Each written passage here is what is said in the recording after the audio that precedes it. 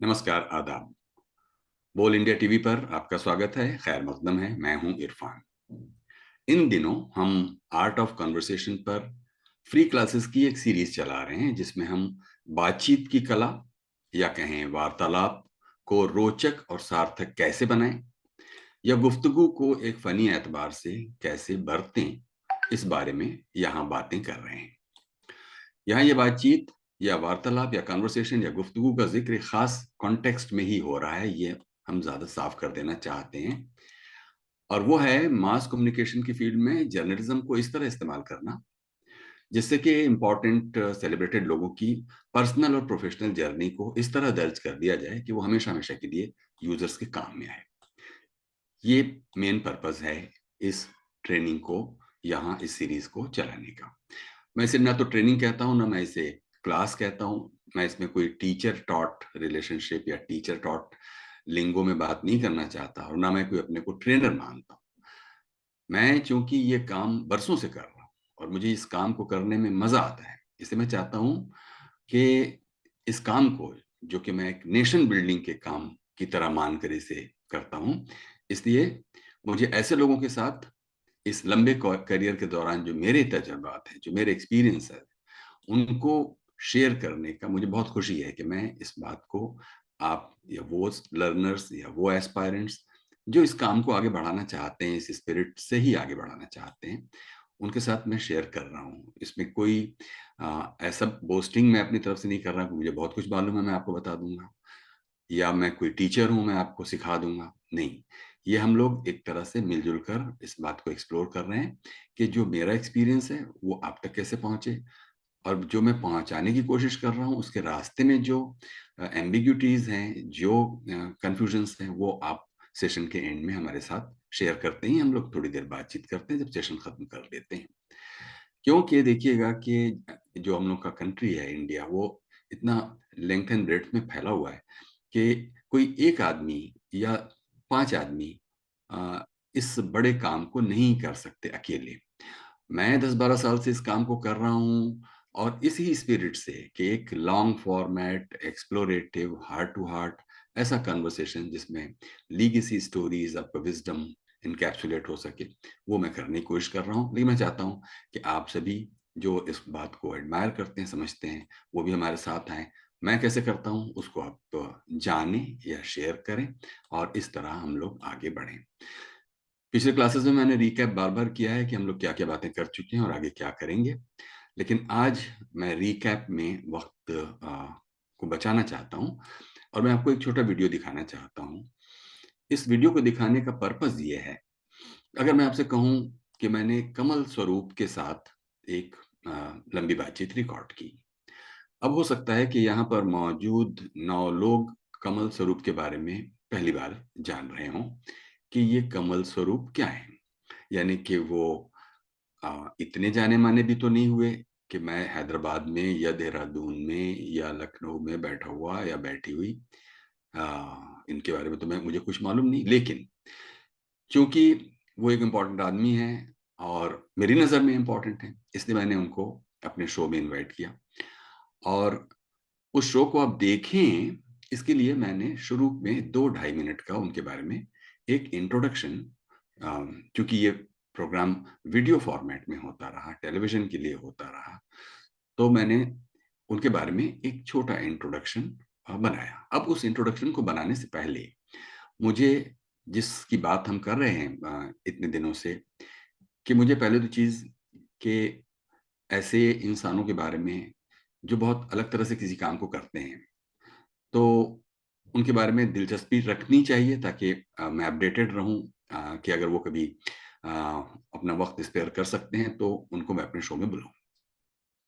लेकिन इतने से ही काम नहीं हो जाएगा, फिर मुझे उनके बारे में तैयारी करनी पड़ेगी कि वो आ, हैं क्या। अच्छा, और उससे ज्यादा अगर मैं जान भी लूं तो मैं आपको कैसे बताऊं, सिंपल, क्लियर और ज्यादा कम्युनिकेटिंग ढंग से, जिसमें जो मैं लिखूं वो ज्यादा एक कम्युनिकेटिंग मैसेज हो, या इस तरह से एक इंटरेस्टिंगली अनफोल्ड हो, ऑडियो विजुअल साउंड के टर्म्स में। वो 2-2.5 मिनट अगर आपको कमल स्वरूप के बारे में कुछ बता पा रहे हैं तो मानकर चलिए कि अब आप आगे के 40-50 मिनट, 1 घंटा, 1.5 घंटा उस कॉन्वर्सेशन के साथ रहेंगे या नहीं रहेंगे। ये शुरू के 2-2.5 मिनट एक इंट्रोडक्शन से आपको एक ओवरव्यू, एक basic introduction to enter the show एक मिल जाता है।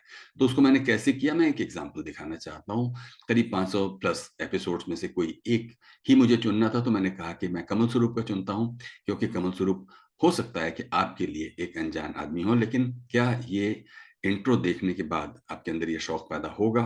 अगर आपके अंदर होगा तो मैं मान के चलता हूँ कि आप ही की तरह और दूसरे लोग जो कमल स्वरूप से बहुत एलिमेंट्री लेवल पर नहीं वाकिफ हैं, वो जानना चाहेंगे कि आगे और क्या होगा। इस तरह से ये शो फिर आगे अपने ऑडियंस को बांधेगा या नहीं बांधेगा। तो ये वीडियो दिखाने के पीछे कल की बातचीत जिसमें हम कह रहे थे कि आप अपने आप को कैसे जानें, अपने को कैसे एंगेज करें, अपने लिए रिसर्च के लिए क्या मेथोडोलॉजी अपनाएं, अगर स्क्रिप्ट और उसके लिए एक इंट्रोडक्टरी कोई टेक्स्ट लिखना हो, तो ये सब चीजें आपके कंट्रोल में तभी होंगी जब आप ज्यादा एंगेज ढंग से सब्जेक्ट को, अपने गेस्ट को जानेंगे और अपने शो को लेकर ज्यादा कमिटेड ढंग से उस अप्रोच से, सिर्फ ये नहीं कि आपने कोई काम को करने के लिए रस्मी तौर पर कर दिया, बल्कि उसका उसमें एक ऑर्गेनिक इन्वॉल्वमेंट की जरूरत को ध्यान में रखते हुए आप इस काम को करेंगे। तो मैं आपको ये वीडियो दिखाना चाहता हूँ। राज्यसभा टीवी का ये बेहद ख़ास प्रोग्राम है गुफ्तगू, और गुफ्तगू में आज हैं हमारे साथ बेहद ख़ास मेहमान, एक अनोखे फिल्मकार कमल स्वरूप।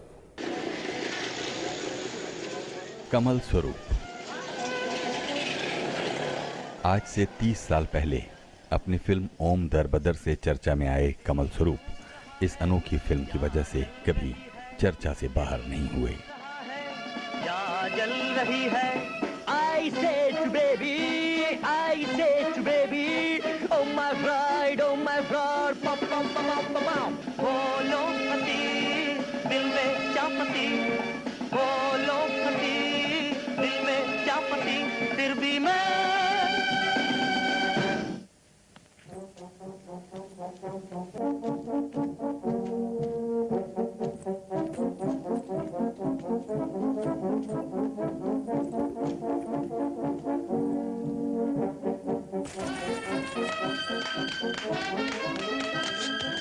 भोलेनाथ, मेरी ही छोरी पर मेरा ही मंत्र।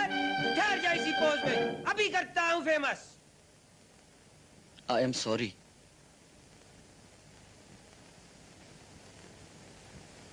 बबलू बेबीलोन से, बबली टेलीफोन से, बबलू बेबीलोन से, बबली टेलीफोन से। आवाज की दुनिया के दोस्त, मैंने ख्वाब में भी नहीं सोचा था कि फरमाइशी प्रोग्राम में मेरे नाम के साथ जुड़ी लड़की पिक्चर हॉल में मिलेगी। क्या पता इन फरमाइशी प्रोग्रामों में जुड़े हुए नामों का संबंध जन्म जन्मांतरों का हो। तुम खिड़की खोलो तो मैं देखूं।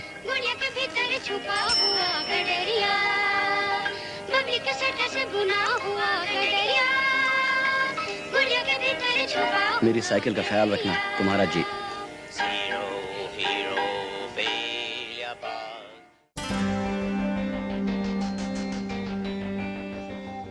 कश्मीर में जन्मे कमल स्वरूप बाद में अजमेर आ गए थे और पढ़ाई के शुरुआती दौर में ही पुणे के फिल्म और टेलीविजन प्रशिक्षण संस्थान पहुंच गए फिल्म निर्माण की ट्रेनिंग के लिए। सर रिचर्ड एटनबरो की फिल्म गांधी में असिस्टेंट डायरेक्टर रहे कमल स्वरूप फिल्म निर्माण की अपनी अलग समझ और दृष्टि रखते हैं। 100,000 Englishmen simply cannot control 350 million Indians if those Indians refuse to cooperate. Film माध्यम को लेकर उनके लीक से हटकर विचार हैं और जो कई बार बेहद अमूर्त भी लगते हैं।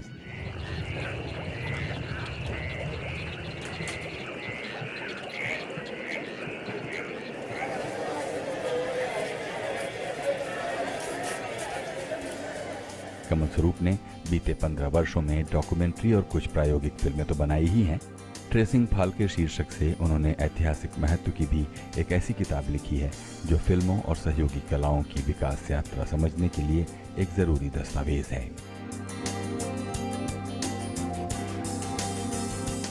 कमल स्वरूप का हालिया प्रोजेक्ट बैटल ऑफ बनारस नाम से जारी है, जबकि रंगभूमि और पुष्कर पुराण में उनके फिल्म निर्माण का तरीका और भी समझा जा सकता है।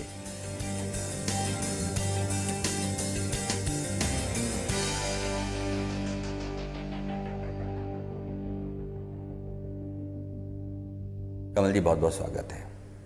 जी, तो इस तरह से ये फिर बातचीत आगे बढ़ेगी। जितना आपने देखा वो, जिसको मैं कहता हूँ कि एक इंट्रोडक्शन, वो इसी तरह से और दूसरे शोज में भी, शो शुरू होने से पहले यानी बातचीत शुरू होने से पहले एक छोटी जानकारी, जिसमें कुछ एक वाइटल इंफॉर्मेशन, वो कहाँ पैदा हुए, क्या करते हैं, क्यों ये बातचीत इंटरेस्टिंग होने वाली है, इस तरह की कुछ आपके अंदर क्यूरियोसिटी जगाने, और बिल्कुल अगर आप कुछ भी नहीं जानते हैं तो एक सरफेस लेवल पर कुछ ना कुछ जान सकें इस शो के गेस्ट के बारे में। इसके लिए मैंने ये एक छोटी क्लिप आपको दिखाई। अब देखेंगे कि इसको करने के लिए रिसर्च तो उसका एक पार्ट है, फिर मैंने इसमें कुछ लिखा, एक स्क्रिप्ट लिखी।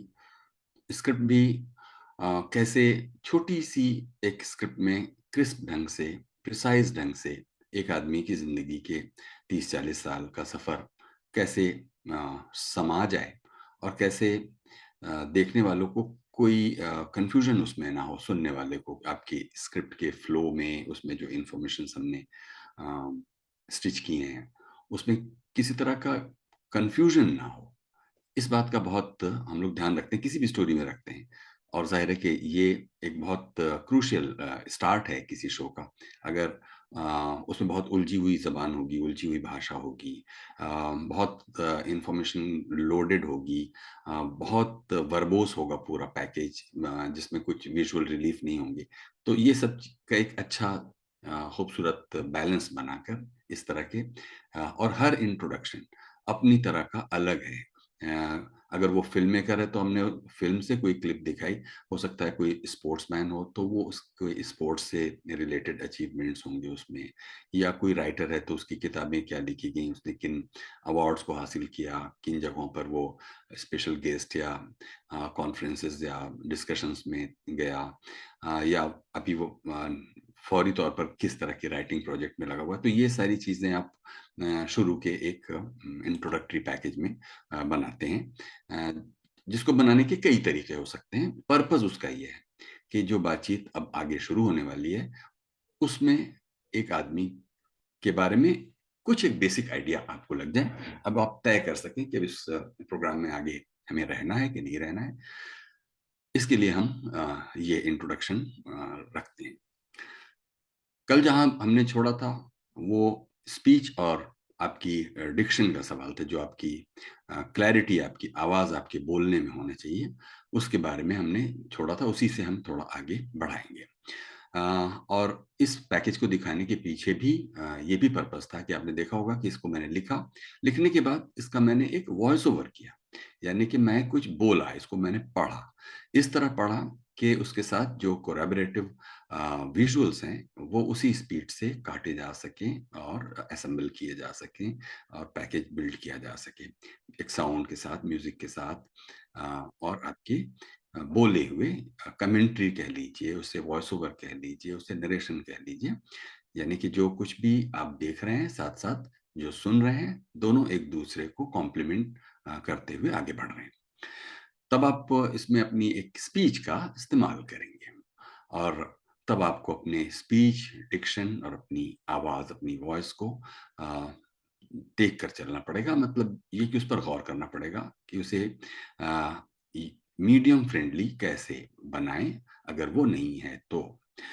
और अपनी इस स्पीच और जो क्लैरिटी है आपके नरेशन की, उसमें ये चीजें बहुत इंपॉर्टेंट रोल प्ले करेंगी। आपकी आवाज, आपका डिक्शन, आपका आर्टिकुलेशन।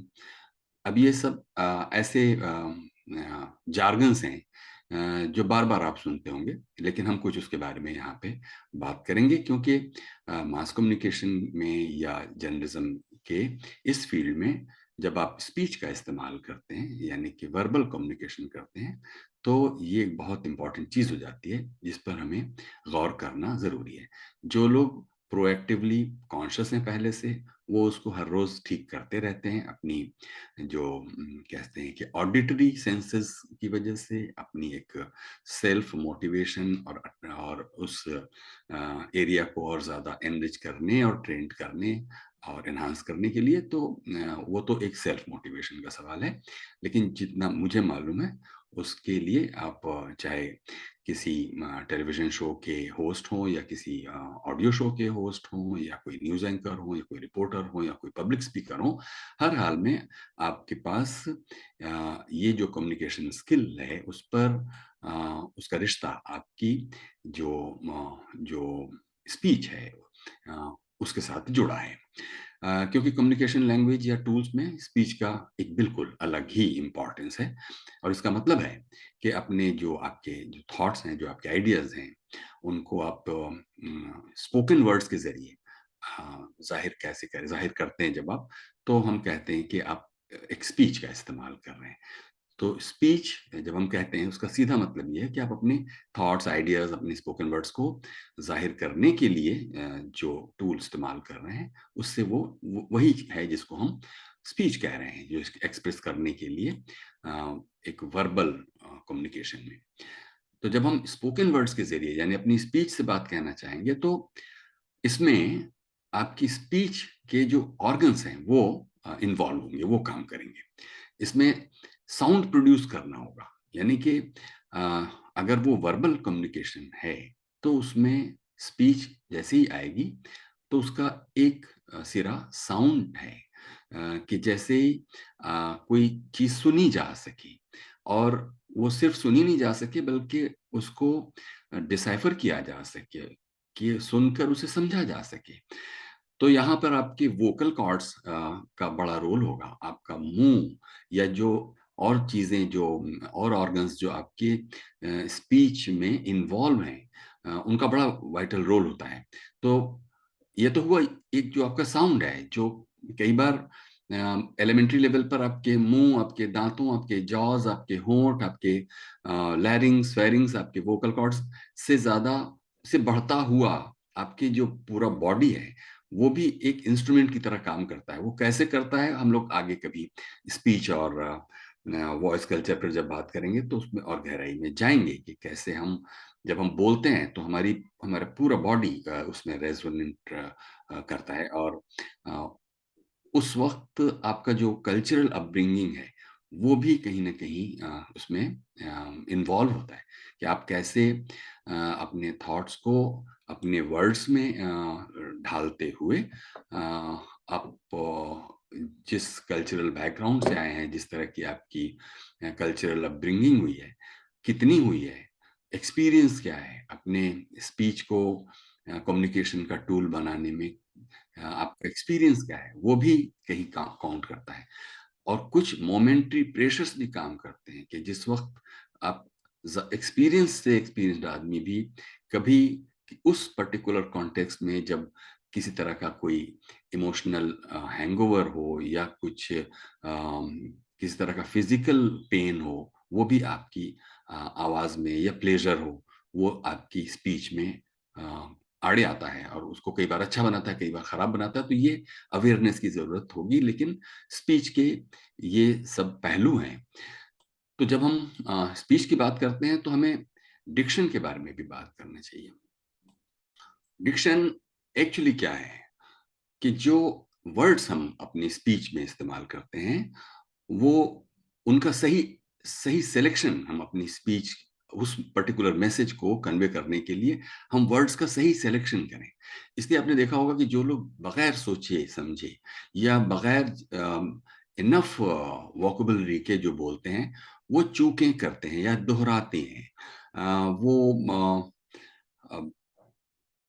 बोलने के बाद भी कुछ ऐसी कमी रह जाती है जिससे दोहरा कर उसको समझाने की कोशिश करते हैं। तो उससे आपके करेक्टनेस पर, आपकी क्लैरिटी पर, आपके कॉन्साइज मैसेज पर और उसके इफेक्टिव नेचर पर बहुत असर पड़ता है अगर आपने सही डिक्शन का इस्तेमाल, जो वर्ड्स आप इस्तेमाल कर रहे हैं उसको उस मैसेज के कॉन्टेक्स्ट में सही सही वर्ड्स इस्तेमाल करें।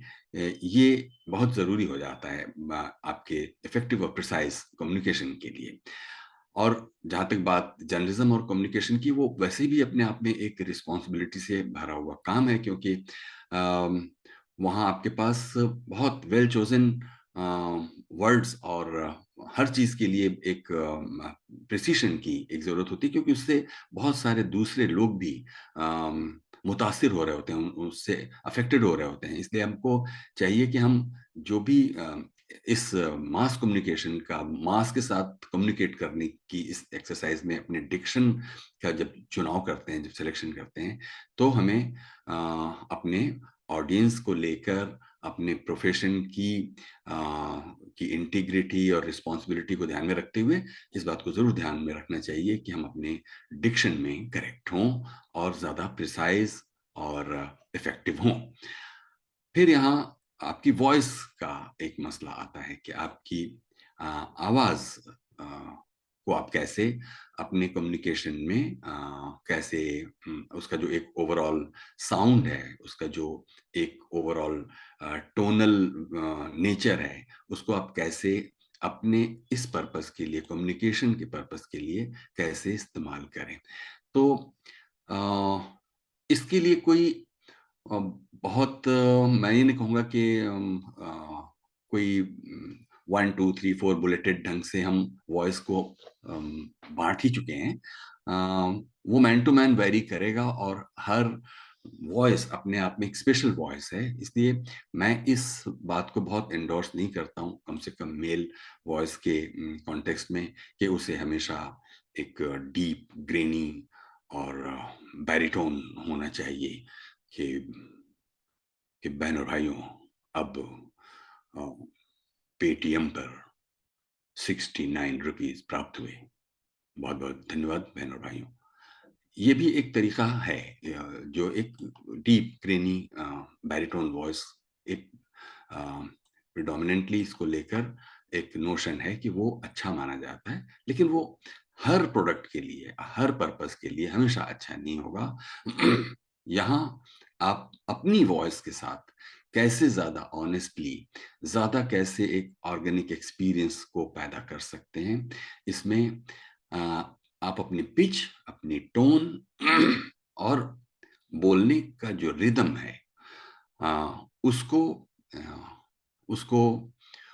ज्यादा इफेक्टिव और डायरेक्शन में ढालकर, और ये भी कि आप कहाँ किस चीज पर ज्यादा एम्फेसाइज कर रहे हैं, इससे आपकी पूरी स्पीच का नेचर डिसाइड होगा।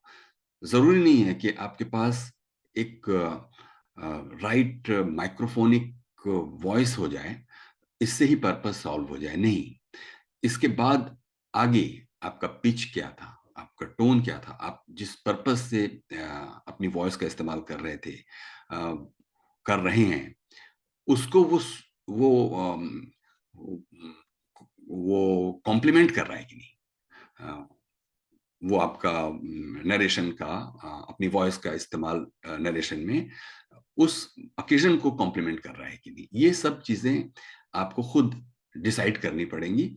और कई बार आपको खुद रिकॉर्ड करके, चाहे तो अपने पीयर के साथ या किसी जिसको आप भरोसे का मानते हैं, एक सेकंड ओपिनियन देने के लिए, आप कॉन्टिन्यूअस अपने को अलग अलग वेरिएशंस में उस अपनी इसी एग्जिस्टिंग वॉइस को अपने ये जो टोनल और पिच और वॉल्यूम और रिदम और एम्फेसिस, ये सब चीजों का कॉम्बिनेशन बनाकर, और इनमें से कोई ऐसी चीज नहीं है जिसको आप नहीं जानते, सिर्फ यह है कि ये जो एक नोशन है कि मेरी आवाज में वो ग्रेन्स, वो भारीपन और वो बैरिटोन नेचर नहीं है, इसलिए मैं कहीं नहीं, मैं ये इस बात को नहीं ठीक मानता, और ना जो कन्वेंशनल रेडियो ब्रॉडकास्टिंग है या टेलीविजन कम्युनिकेटर्स के बीच एक जो मिथ है कि आप अगर मेल हैं तो आपके पास, या फीमेल के अगर कॉन्टेक्स्ट में कहिए तो वो ज्यादा सोनोरस और ज्यादा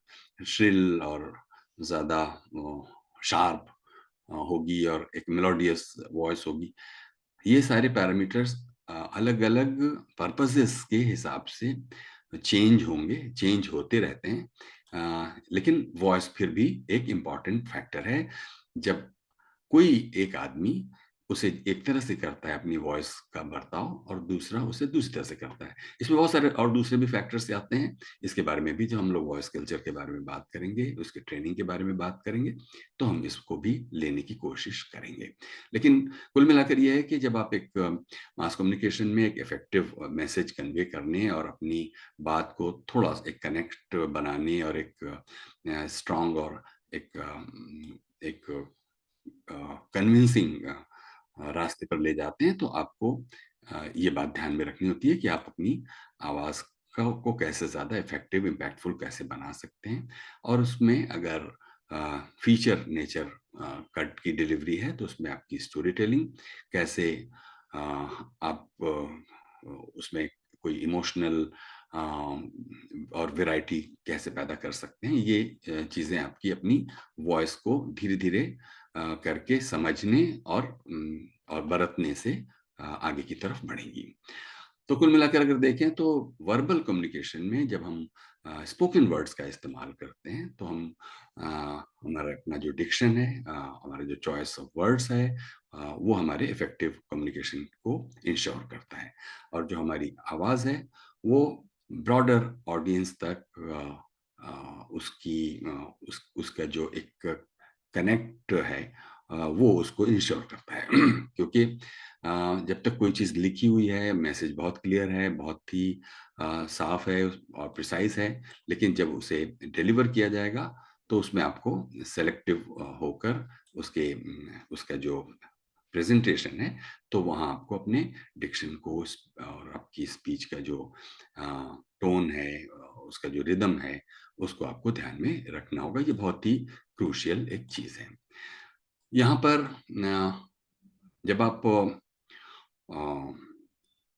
क्लैरिटी की जब हम बात करते हैं कि आपकी स्पीच में एक क्लैरिटी होनी चाहिए, इसका मतलब ये हुआ कि जिन वर्ड्स को आप अपने मुंह से निकाल रहे हैं, वो किसी भी भाषा का हो सकता है। वो अगर हम हिंदी की बात कर रहे हैं तो हिंदी, या और हिंदी में तो बहुत तरह के दूसरे लैंग्वेजेस के भी वर्ड्स आकर मिल चुके हैं बरसों में, जिसमें उर्दू है, मतलब उसमें फारसी है, उसमें अरबी है, उसमें अंग्रेजी तो है ही, उसमें संस्कृत के शब्द हैं, उसमें बांग्ला और मराठी के भी जुड़ गए, हो सकता है कोई पोर्चुगीज वर्ड भी उसमें हो, कोई जर्मन और कोई फ्रेंच वर्ड भी कभी आ जाता है। तो आप अपनी इस रेंडरिंग में कैसे एक क्लैरिटी कैसे लाएं प्रोनाउंस करने के लिए, और किसी एक पर्टिकुलर नाम को, किसी शहर के नाम को, किसी नंबर को, उसका जो प्रोनाउंसिएशन, जो एक स्टैंडर्ड प्रोनाउंसिएशन उस पर्टिकुलर लैंग्वेज में है।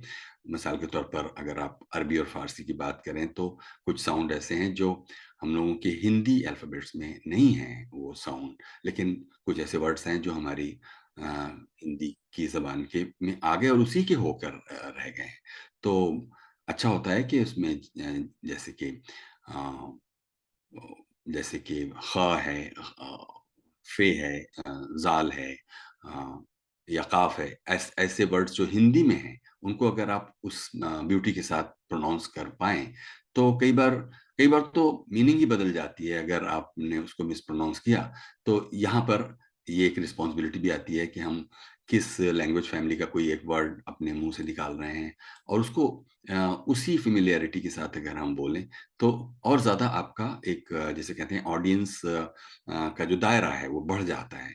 बहुत सारे लोग तो आपको माफ भी कर देंगे कि भाई ठीक है कि आप नहीं एक पर्टिकुलर साउंड को प्रोनाउंस कर पा रहे हैं, लेकिन अगर आप अवेयर हैं और आप कर पाते हैं, तो वो आपको करना चाहिए। मिसाल के तौर पर मैं अपनी क्लास में अक्सर ये बात कहता हूँ कि जब आप अंग्रेजी बोलते हैं या फ्रेंच बोलते हैं, तो आप बहुत कॉन्शियस रहते हैं और आप कोशिश करते हैं कि अंग्रेजी के वर्ड्स को कैसे ठीक ठीक ढंग से प्रोनाउंस किया जाए। अगर आपको पिज्जा ऑर्डर करना है, तो आप पिज्जा तो बोल लेते हैं, इसका मतलब है कि आप जे या जाल का साउंड जानते हैं।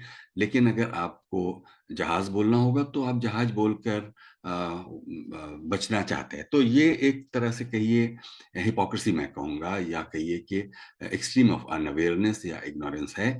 इसके लिए ज़रूरी होगा कि जिस लैंग्वेज का कोई वर्ड आपकी स्पोकन टेक्स्ट में आ गया है, उसको उसी सिंसियरिटी और रिस्पॉन्सिबिलिटी के साथ प्रोनाउंस किया जाए, क्योंकि उस लैंग्वेज फैमिली वाला आदमी इस बात को एडमायर करेगा। इसलिए ऐसे जो ग्रेट नरेटर्स हुए हैं, वो ऐसे सिचुएशन आने पर, मान लीजिए कोई एक फ्रेंच फ्रेज आ गया, तो उसके लिए वो अपने फ्रेंच जानने वाले दोस्तों को फोन करके उनसे पूछना चाहते हैं, उनसे समझना चाहते हैं, उनसे सीखना चाहते हैं। तो सीखने के मौके कभी गए नहीं हुए हैं। और हम लोग ऐसे भी देखा जाए, चूंकि हम लोग अपने एक कॉलोनियल पास्ट से भी थोड़ा सा बिटेन जिसे कहा जाता है, कि अभी भी हम उससे निकल नहीं पाए हैं इतने वर्षों में, तो हम जो दूसरी अदर कॉलोनियल फैमिली के वर्ड्स हैं, उसको लेकर तो हम फिर भी एक चौकन्ना और जिम्मेदार दिखाना चाहते हैं खुद को। लेकिन अपनी ही जो नेटिव या कहिए कि नॉन कॉलोनियल फैमिली के वर्ड्स हैं, उनको हम टेकन फॉर ग्रांटेड करते हैं। तो ये एक एज अ कम्युनिकेटर आपको एक स्पेशल रिस्पेक्ट आपके लिए बढ़ा देता है, अगर आप इसको करेंगे। मतलब ये कि प्रोनाउंसिएशन को, और ये सिर्फ प्रोनाउंसिएशन, सिर्फ ये जो अलग अलग वर्ड्स के बारे में ही मैं नहीं कह रहा हूँ।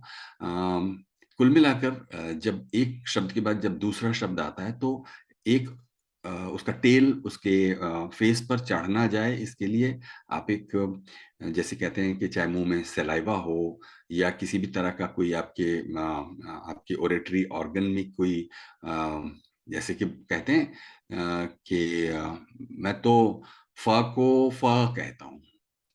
तो पूछा गया कि भाई क्या कहते हैं, तो बोले नहीं, देखिए, फा को मैं फा ही कहता हूँ। तो ये बात बहुत देर तक समझने के बाद ये तय पाया गया कि असल में वो सा को फा कहते हैं। तो जब सा एक अलग साउंड है, फा एक अलग साउंड है, लेकिन वो आदमी क्या करे जिसके अंदर किसी तरह की कोई एक डिफॉर्मिटी है उसके स्पीच के पूरे सिस्टम में, कहीं कोई अगर कोई डिफॉर्मिटी है, तो उसके लिए वो जिम्मेदार नहीं है। बस उसको अवेयर करने की और उसको समझने की जरूरत है। हो सकता है कि वो गलत प्रोफेशन में आ गया है, तो वो गलत ट्रेनिंग भी कर देगा जाने अनजाने। जिस तरह से मैंने एक दिन कहा कि वो जो टीचर थे, बच्चों को कह रहे थे कि बोलो घोया, तो सब लोग घोया बोल रहे थे, लेकिन बाद में पता चला कि वो एक्चुअली घोड़ा बोलना चाहते थे, और वो बार बार कह रहे थे कि घोया ही बोलो, तो सब लोग घोया बोल रहे थे। तो कहने का मतलब यह है कि जब आप लिखे हुए वर्ड्स को जब बोलते हैं, तो वहां पर एक अलग तरह की चुनौतियां हैं, और जो उन चुनौतियों को ज्यादा सिंसियरली और एक रिस्पॉन्सिबिलिटी के साथ हैंडल करता है, वो आगे निकल जाता है। और इस तरह से हम एक लैंग्वेज को सर्व भी कर रहे होते हैं, एक पूरी जनरेशन को एक सही रास्ते पर, शायद उसी लेगेसी को आगे बढ़ाने की एक जिम्मेदार कोशिश कर रहे होते हैं। तो यहाँ पर आपकी ये जो क्लैरिटी है प्रोनाउंसिएशन में, वो एक बहुत इंपॉर्टेंट रोल प्ले करती है। अभी अगर आप अभी पिछले 5-10 मिनट से मेरी इस बातचीत को अगर आप उससे जोड़ें आर्ट ऑफ कन्वर्सेशन के इस ब्रॉडर हेडर से, तो आप कहेंगे कि मैं क्यों इस बात पर जोर दे रहा हूँ। क्योंकि यही सब छोटी छोटी चीजें हैं जो मिलकर आपको एक स्पेशल कम्युनिकेटर बनाती हैं, आपका एक अलग पर्सोना एज अ कम्युनिकेटर साबित करती हैं या प्रूव करती हैं। तो आप यही छोटी छोटी चीजें हैं जो मिलकर, जैसे कि कोई एक इमारत ऊपर से देखने में भले खूबसूरत लगे, लेकिन उसके अंदर उसकी नींव से लेकर उसके कंगोरों तक, उसकी दीवारों से लेकर उसकी खिड़कियों और उसके चौखटों तक, वो सब चीजों पर गौर करके और प्लानिंग के साथ काम किया जाता है। और जो इस काम को करता है, वो हर फील्ड में अपने, ये सिर्फ आर्ट ऑफ कन्वर्सेशन के लिए नहीं, बल्कि हर फील्ड के ये सब छोटे छोटे छोटे छोटे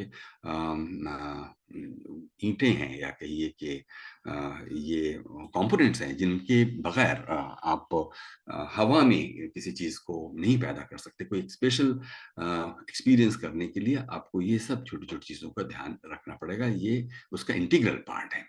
आपको अपने पेस का भी ध्यान रखना पड़ेगा कि आप जो बोल रहे हैं, जैसे मैं अभी, आप देखिएगा कि पिछले 10 मिनटों से शायद मैं जल्दी जल्दी बोलने की कोशिश कर रहा हूँ। शायद उसकी एक वजह ये भी होगी कि मैं बीच बीच में घड़ी भी देख रहा हूँ कि कहीं ऐसा ना हो कि आप इतनी दूर दूर से आकर हमें ज्वाइन कर रहे हैं और कुछ अभी हम मतलब की बात नहीं कर पा रहे हैं, तो हो सकता है मैं इस हड़बड़ी में कुछ तेज बोल रहा हूँ। लेकिन जैसे कि मैंने आपसे कहा कि ये जो प्रोवन स्पीड है वो 1 सेकंड में 3 शब्द, 3 वर्ड्स की एक आइडियल कम्युनिकेटिंग पेस जिसे कहा जाए कि वो है।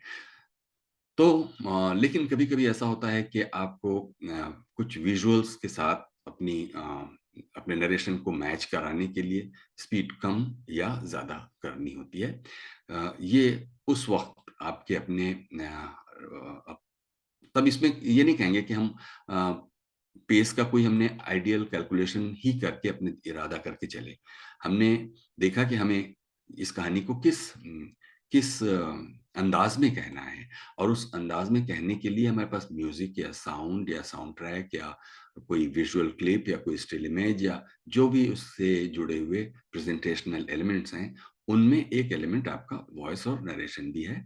तब आप वहाँ उसकी स्पीच का जो पेस है, उसका स्पीड है, उसको आप अकॉर्डिंगली आगे पीछे स्लो या फास्ट करें, ये ज़्यादा एडवाइजेबल है।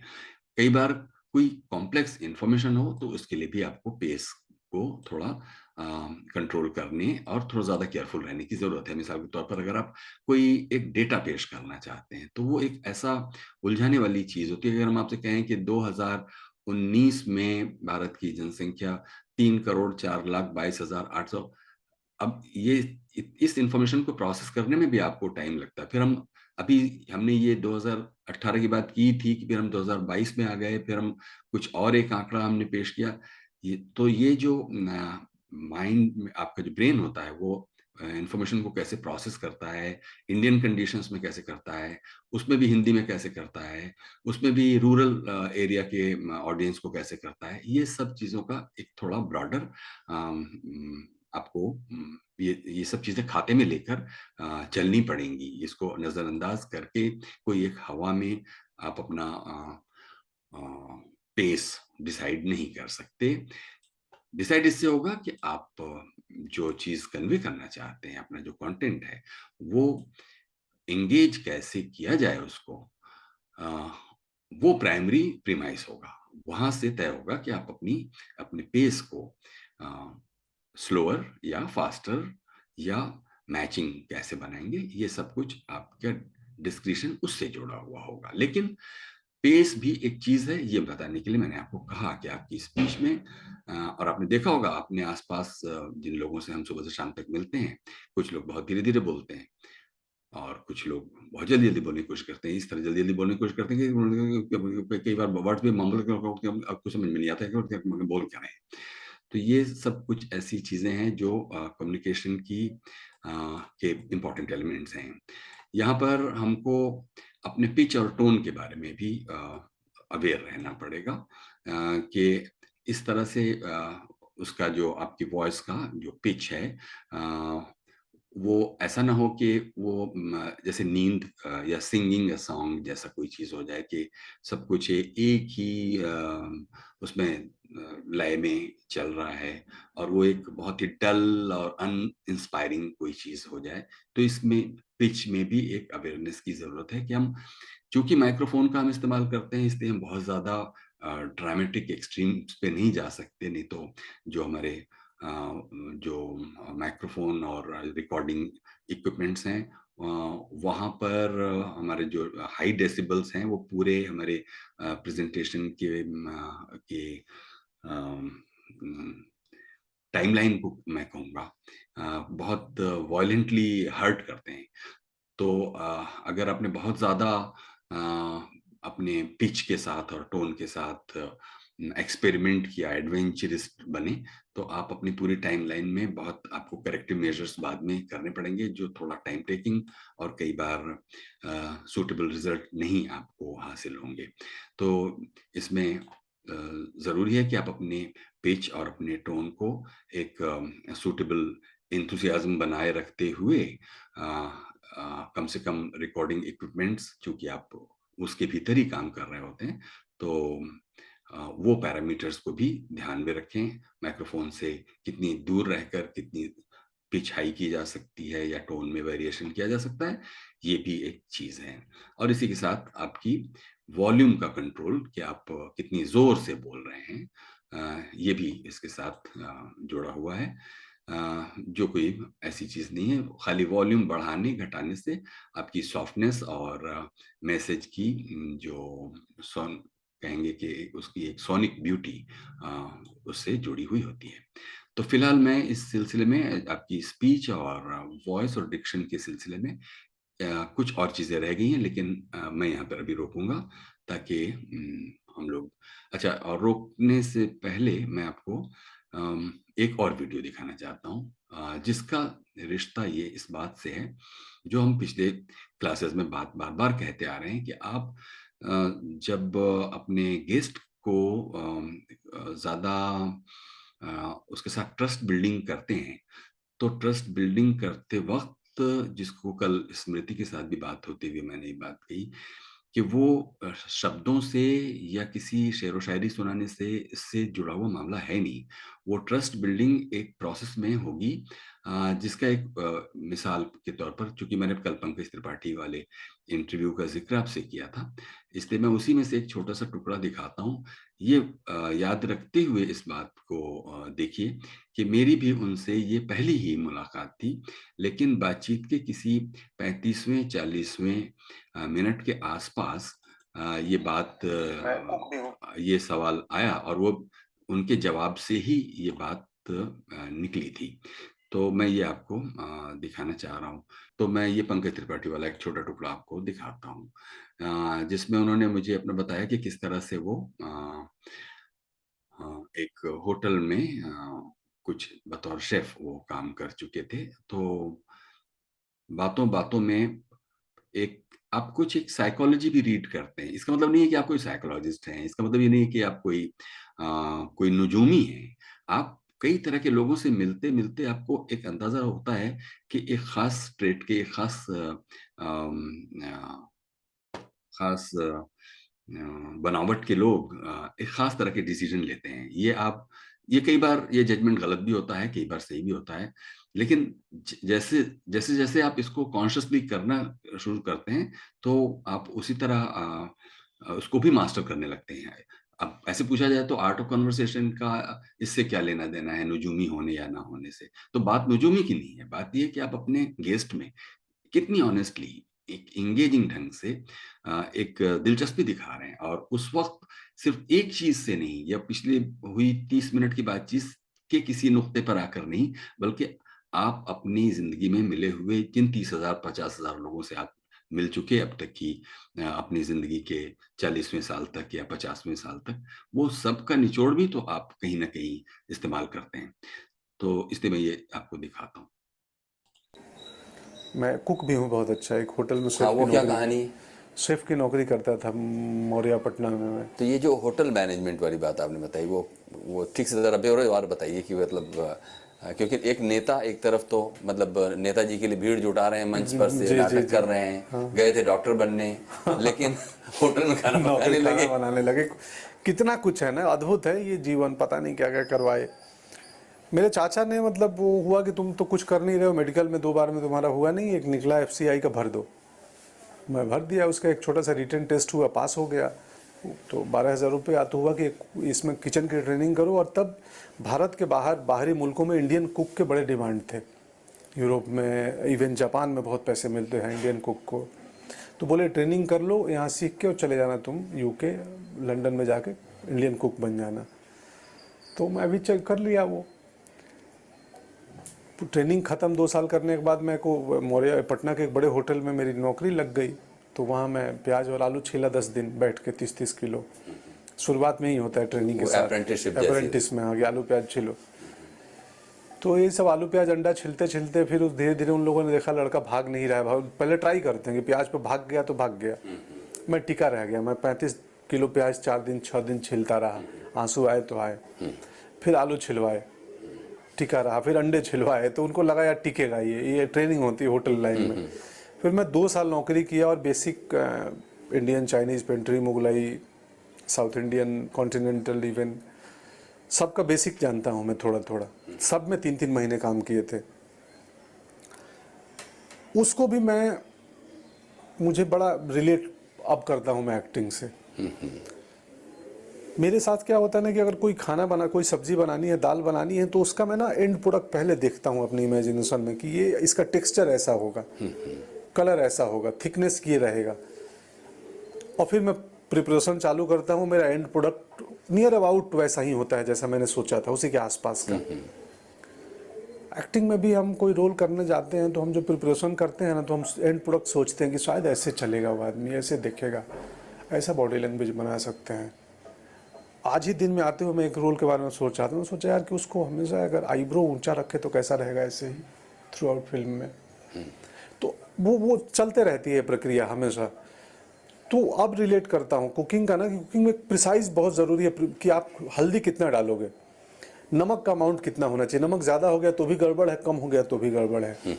मैं एक्टिंग को वैसे ही रिलेट करता हूँ कि मात्राओं का ज्ञान होना चाहिए एक्टर को, कि इस जेस्चर की भी मात्रा क्या होगी। मैं उंगली उठानी है तो मैं इतना उठाऊँ या इतना उठाऊँ, या बैठे बैठे हल्का कर लूँ। इमोशन का मात्रा क्या होना चाहिए। तो मेरे लिए अब कुकिंग भी वो भी एक किस्म की एक्टिंग ट्रेनिंग है मेरे लिए। हालांकि चलिए कि इंसान को जिस चीज़ में भी डाल दिया जाता है वहाँ से ही वो कुछ ना कुछ सीखने के मौके ढूंढ लेता है। ये तो एक अलग अलग पर्सनालिटी मेक की बात होती है। खुद एक व्यक्तित्व के रूप में आपको नहीं लगता कि अगर आपको होटल मैनेजमेंट में न डालकर किसी और काम में डाल दिया जाता, मिसाल के तौर पर आपको मछली पालने के लिए कह दिया जाता, या बैंक में कोई छोटा मोटा क्लरिकल जॉब के लिए, तो भी आप उसको उसी सबमिसिवनेस के साथ, हाँ। यानी कि बिना कुछ नानुकुर किए चूंचे पड़ जी जी बिल्कुल बिल्कुल, मैं सहमत हूँ। पता नहीं आप ज्योतिष हैं क्या? मैं ऐसा ही हूँ। मुझे बैंक क्लर्क बना दो, उसमें भी मैं मज़े ले लूँगा। मैं अपने लिए उसमें रस ले लूँगा कहाँ रस है, और बहुत ईमानदारी से और मज़े के साथ में, कंप्लेन नहीं होगा। तो ठीक है, आपकी तरफ से जो ये कॉम्प्लीमेंट मुझे मिला वो मुझे मौका दे रहा है कि मैं भी एक ब्रेक लूँगा। अभी वक्त एक छोटे से ब्रेक का। ब्रेक के बाद हाजिर होते हैं और बातें जारी रखते हैं बेहद अनोखे अभिनेता पंकज त्रिपाठी के साथ। जी, तो ये इस बात के लिए भी मैंने आपको ये दिखाया वीडियो कि जो शायद अभी मिर्जा ही पूछ रहे थे कल कि सवालों को बनाते हुए हम क्या-क्या रखें और क्या-क्या छोड़ें रिसर्च के दौरान। तो कुछ ऐसे भी सवाल, अब जैसे ये जो 2 इंटरवेंशंस या एक आपने सुना जो मेरी तरफ से हुआ, वो कभी भी तैयार करके नहीं जाया जा सकता। वो कैसे आप एक बातचीत जब धीरे-धीरे करके अनफोल्ड होती है, तो उसके जो सप्लीमेंट्री क्वेश्चंस या जिसे कहते हैं कि कन्वर्सेशनल क्लूज़ आपको और एक लीड करते हैं, और आप एक क्यूरियस आदमी की तरह, अगर आप सिर्फ उसके काम की तरह करके नहीं निकल जाना चाहते, तो आप उसमें वो मौके छोड़ना नहीं चाहते कि ये बातचीत आपके शायद व्यूअर के लिए और ज़्यादा कोई एनरिचिंग एक चीज़ होगी। जो कि आपने देखा कि ये एक छोटे से इंटरवेंशन से एक और बात पता चली जो शायद पिछले सवाल में ना आती। ये सब कुछ आपके उस इन्वॉल्वमेंट और प्रेजेंस ऑफ माइंड या उस इरादे कि आप क्या चाह रहे हैं अपने गेस्ट के साथ, जो कि कल हम लोग स्मृति नेगी के साथ भी बात करते हुए मैं ये बात कर रहा था कि इस बात में कोई मुझे ऐसा सब्सटेंस नहीं दिखाई देता है कि अगर किसी एक्टर का या एक्ट्रेस का किसी के साथ किसी तरह का गॉसिपिंग या रिलेशनशिप जो कहते हैं करेंसी टॉक एंटरटेनमेंट की, उसके बजाय आपको एक सब्सटेंशियल बात डिग करें जो शायद वो खुद भी चाहते हैं कि उनको सब लोग एडमायर तो करते हैं, उनको प्यार भी करते हैं, लेकिन उन्हें समझता कोई नहीं है। तो ये जो समझने की एक खिड़की उनके सामने एक खुलती है, तो वो एक ज़्यादा अनोखा एक्सपीरियंस सामने आता है। तो ये सब बातें थी जो मुझे आज कहनी थी। अब अगर आप में से किसी को कुछ इसमें जोड़ना या घटाना है तो उसका वेलकम है। जी सर, अस्सलाम वालेकुम रहमतुल्लाहि व बरकातुहू।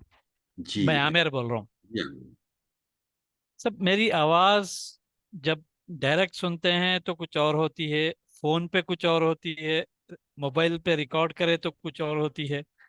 तो ये इस मतलब इसका क्या मतलब, इसको कुछ वजह है या मेरी आवाज में कुछ मसला है? इसको कैसा सही कर सकते हैं मतलब? पहले तो ये बात समझिए कि अलग अलग रिकॉर्डिंग एटमॉस्फेयर या उसमें सिस्टम में ये होगा ही होगा। कि अगर आप टेलीफोनिक कॉन्वर्सेशन को रिकॉर्ड करें, चूंकि बीच में उसमें ये मीडिया इन्वॉल्व हो जाता है कि वो एक जगह से दूसरी जगह तक जब आपकी आवाज जाती है तो कहीं मीडियम से होकर ट्रेवल करती है, तो उस मीडियम से वो अफेक्ट होती है। इसका ये मतलब नहीं है कि जैसे आप अपने घर में ड्राइंग रूम में बोलते हैं, जैसे आप सड़क पर खड़े होकर जब बोलते हैं, जैसे आप अगर अपने कोर्ट में खड़े होकर बोलते हैं, ये सब जगहों पर आपका पर्पस चूंकि अलग होता है, इसलिए आप अलग वॉल्यूम और पिच और वॉइस का इस्तेमाल अलग अलग ढंग से करते हैं। यहाँ तक कि इंटरपर्सनल कन्वर्सेशन में भी आप हो सकता है कि अपने सुपीरियर से एक खास तरह से बात करें और अपने दोस्त से दूसरी तरह से, अपने सबॉर्डिनेट से तीसरी तरह से, या और दूसरी किसी कंडीशन में हर जगह आपकी आवाज एक रहते हुए आपको स्ट्रेंज सुनाई देगी। ये तो बिना किसी मीडियम ऑफ रिकॉर्डिंग या जो मैसेज को ट्रांसफर कर रहा मीडियम है, वो कोई पीए सिस्टम हो सकता है, वो टेलीफोन का सैटेलाइट लिंक हो सकता है, या कोई वायर्ड कम्युनिकेशन हो सकता है, सब में आपकी आवाज ट्रैवल करके जा रही है, तो वहाँ वो जो फैक्टर्स हैं वो उसके ऊपर कुछ गेटवेज लगाते जा रहे हैं। ये तो हो गई एक बात, वो सबके साथ होगा। ऐसा नहीं है कि आप अपनी आवाज का जो रियल टेक्सचर और बनावट और फील है उसको आप सुन सके, वो आप ही सुन पाएंगे एक्चुअली। वो दूसरा जब भी सुनेगा वो दूसरा है, इसलिए उसके लिए आप बदल देते हैं अपने वॉइस के इस्तेमाल को, इसलिए वो चेंज होता रहेगा हर बार। अब इसके बाद एक और चीज है जो थोड़ी मिस्टीरियस है, वो मुझे बहुत बरसों तक मुझे खुद समझ में नहीं आई। वो होती है कि आप अपनी आवाज की एक उसके टोनल प्रेजेंटेशनल नेचर को आप पहचानते हैं। फाइंड योर वॉइस ये कहा जाता है कि बहुत एक उसमें ब्रॉडर जार्गन में ये कहा जाता है वॉइस इंडस्ट्री में कि फाइंड योर वॉइस या आइडेंटिफाई योर वॉइस। उसमें कई बार आपकी मदद दूसरे भी करते हैं, जो इस पेशे को जानते हैं वो भी मदद करते हैं। अभी जैसे मैं सिर्फ एक झलक सुनकर जो भी 2-3 दिनों से आपके साथ बातें होती हैं, उससे ऐसा लगता है कि आप अपने बोलने के ये जो गले का हिस्सा है उसका ज्यादा इस्तेमाल करते हैं, जबकि हम लोगों के इसमें स्पीच के मतलब वॉइस ट्रेनिंग में और दूसरे रजिस्टर्स भी हैं, वो थोड़ी टेक्निकल चीज है, यानी कि आप बहुत बार अब्डोमेन से साउंड को निकालते हैं, जो सिंगर लोग प्रैक्टिस करके उसको करते हैं। और उसका एक बड़ा मेथोडिकल तरीका है जो कहीं 1 2 3 4 5 स्टेजेस से होते हुए एक रिगरस और परसिस्टेंट प्रैक्टिस से सुधारा, संवारा और ढूंढा जा सकता है। तो आवाज के केस में अभी मौजूदा सूरत हाल है आपके साथ, उसमें एक अनअवेयरनेस है। आपके पास कोई मोटिवेटिंग कोई एजेंसी, आदमी, औरत कोई नहीं है जो आपको ये बता सके कि आप अपनी आवाज को कैसे तलाश करें। तो ये थोड़ा सा टाइम टेकिंग है, लेकिन इसका ये मतलब नहीं है कि आप उसको लेकर किसी कॉम्प्लेक्स में रहें। पर्पस ये है कि अभी तक आप अपनी आवाज का इस्तेमाल ब्रॉडर कम्युनिकेशन या रीच के लिए नहीं करते हैं, अभी आप अपने प्रोफेशनल पर्सनल रिलेशनशिप में करते हैं, जिससे वो सॉल्व होती रहती है। लेकिन जैसे ही आप उसे एक प्रोफेशन बनाएंगे तो उसमें थोड़ी सी ट्रेनिंग, मोटिवेशन, ओरिएंटेशन की जरूरत होगी, जो बहुत अचीवेबल है। जी आमिर भाई, जज़ाकल्लाह खैर। शुक्रिया। सर, ये रिकॉर्डिंग इक्विपमेंट में क्या यूज करना सर? रिकॉर्डिंग कौन सा मेथड आप अपना मोबाइल फोन ही यूज कर सकती हैं, उसमें थोड़ी कोई वो बात है। मतलब ऑनलाइन रिकॉर्डिंग बस लेना सर? नहीं, जैसे गूगल? आप नहीं, आपके पास जो अपना स्मार्टफोन है उसमें भी एक ऑडियो साउंड रिकॉर्डर होता है। हर उसमें एक बिल्ट इन ऐप होता है। आप चाहें तो कोई अलग से भी ऐप डाउनलोड कर सकती हैं। ये हुआ अगर आप अपनी आवाज को रिकॉर्ड करने के बारे में पूछ रही हैं तो। और अगर आप अपनी आवाज और अपने चेहरे दोनों को रिकॉर्ड करने के बारे में सोच रही हैं तो उसके लिए जो आपका कैमरा ऐप है फोन का, वो दोनों काम करता है। यानी कि साथ ही साथ आपका चेहरा भी रिकॉर्ड करेगा और आपकी आवाज भी रिकॉर्ड करेगा। तो इक्विपमेंट की जहां तक नो बात, सर, वीडियो देखते हुए, पिक्चर्स देते हुए वॉइस ओवर देना बोले तो हाँ, फिर ऑनलाइन में गूगल के थ्रू करना है सर ये? नहीं नहीं, थोड़े बिल्कुल एक ओके। आप ऐसे करिए, ऑफलाइन कीजिए। Offline, offline? हाँ ऑफलाइन कीजिए। ऑफलाइन करके एक बार, दो बार, तीन बार करके देख लीजिए, थोड़ा एश्योर हो जाइए, फिर कहीं भेजना है तो भेजिए। अब आपको बोल इंडिया के वास्ते एक वीडियो बनाना चाह रहे हैं सर, तो मैं पिक्चर्स वो सब फिर अपलोड करने के वास्ते किस ऐप में यूज करूं? थोड़ा कंफ्यूजन है। रिकॉर्डिंग तो इसमें मैं वॉइस रिकॉर्ड कर लिए मैं, हाँ फिर हाँ, इसको अपलोड करना, गूगल ड्राइव में डाल के भेज सकती हैं, गूगल ड्राइव में शेयर कर सकती हैं उसमें इमेज। पिक्चर्स ले लेके ये वॉइस रिकॉर्ड हाँ, उसमें शेयर करना ना सर? बिल्कुल बिल्कुल बिल्कुल। ओके ओके, जी जी, शुक्रिया सर। शुक्रिया। इरफान जी, लुबना हियर। जी लुबना। तो कैन वी हैव, मैं जैसे कि मैं बताई, इज द फर्स्ट सेशन जो मैं आई हूँ, so can we have your previous recordings Irfan ji? जी जी, वो है यूट्यूब पे है, और ये नसीर आपके साथ शेयर कर लेंगे। और एक ग्रुप है, अगर ग्रुप में आप हैं तो वहाँ हैं वो सारी अच्छा, रिकॉर्ड। WhatsApp group? नहीं, मैं कोई व्हाट्सएप ग्रुप में नहीं हूँ। अच्छा, तो ओके, बोल इंडिया टीम के लोग आपको जोड़ेंगे जरूर इसमें, इंशाल्लाह। इंशाल्लाह। शुक्रिया। शुक्रिया। सर कोई और क्वेश्चन नहीं है तो मैं और एक सवाल कर सकता हूँ? आज क्या मिर्जा नहीं है क्या भाई? शायद मिर्जा नजर नहीं आ रहे आज। क्योंकि मैं ये जो भी 8-9 लोग हैं, मैं उनके इस स्पिरिट का, खासतौर पे आमिर भाई आपका बहुत शुक्रिया अदा करता हूँ कि आप कुछ तो मीनिंग पा रहे हैं, तभी आप रोज होते हैं। इतना मैं जानता हूँ कि जिसने गुफ्तगू प्रोग्राम नहीं देखा है उसके लिए शायद ये एक कोई एक्साइटमेंट नहीं बन पा रहा है। तो मैं चाहता हूँ कि इस को अगर टीम बोल इंडिया भी इस बात को थोड़ा एम्फेसाइज करे अपने ग्रुप पे भी, कि अगर आप एक दो एपिसोड भी गुफ्तगू की देख लेंगे तो आपको, लोग तो परेशान रहते हैं कि आप इस तरह की कोई ट्रेनिंग क्लास करिए तो हम उसमें ज्वाइन करेंगे, हम आएंगे।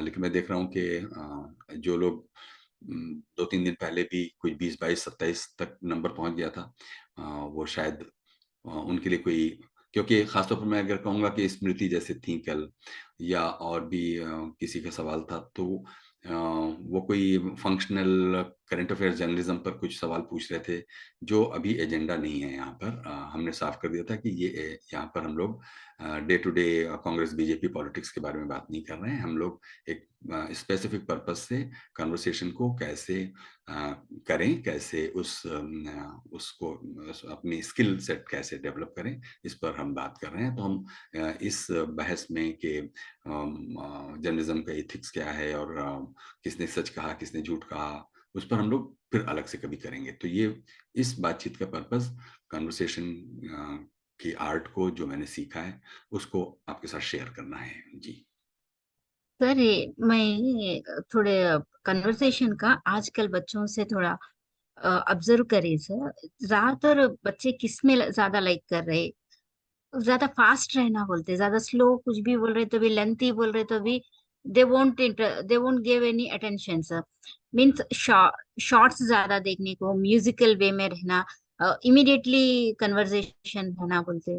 तो जो भी अपने ठीक है, स्लोली व्हेन वी आर कुछ तो भी क्लियरली स्लोली बोल रहे तो नहीं, जो भी है फास्ट बोल दो ना, शॉर्ट फॉर्म में बोल दो ना। ज्यादातर बच्चे इस तरह से इंटरेस्ट बता रहे, तो एक्चुअली क्या बताना सही तरीका रहता सर रिकॉर्डिंग में? सिर्फ रिकॉर्डिंग की बात नहीं है। कौन थी? समीना ना? हाँ, समीना। सिर्फ रिकॉर्डिंग की बात नहीं, ये एक ओवरऑल सिविलाइजेशनल क्राइसिस से हम लोग गुजर रहे हैं, मुझे ऐसा लगता है। और ये मामला सिर्फ हम लोगों की इंडियन अर्बन सोसाइटी का ही नहीं है, बल्कि ओवरऑल शायद उसका कोई रिश्ता कैपिटलिज्म की क्राइसिस के साथ, बाजार के इस ऑनस्लॉट के साथ, ग्रीड के साथ सब जुड़ा हुआ है। और कोई ड्रीम, कोई मॉडल, कोई आइडियल, कोई वैल्यू का नहीं होना सोसाइटी में, ये इस तरफ लीड कर रहा है। लेकिन मैंने पाया है, अगर आप भी इस रैट रेस में ना पड़ें और इस रेटोरिक को एंडोर्स ना करें कि आजकल ऐसा, अगर, क्योंकि आजकल ऐसा कहकर आप अपने को बचा जरूर सकते हैं, लेकिन अगर आप खुद अंदर से इस बात से कन्विंस्ड हैं कि नहीं, ये कुछ एक मोमेंटरी चीज है जो बहुत जल्दी फेड आउट हो जाएगी, और होती है। आप देखिएगा, आप